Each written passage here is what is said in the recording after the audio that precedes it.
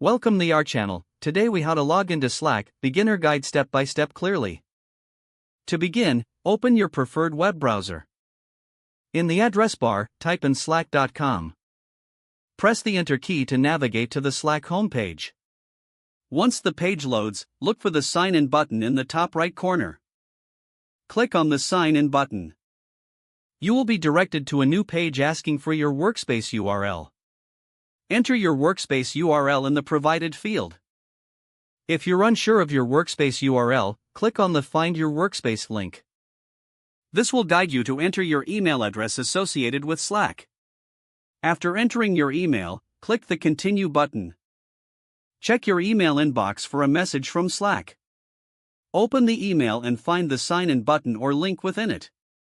Click the Sign In link in the email. You will be redirected back to Slack. Now, enter your email address and password in the corresponding fields. If you've forgotten your password, click on the Forgot Password link. Follow the on-screen instructions to reset your password.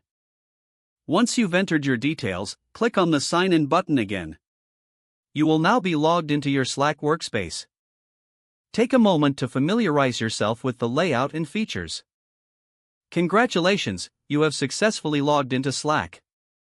If the page does not load, refresh the browser or try again in a private or incognito window. Make sure you are using the correct email address, then retype it carefully to avoid small typos.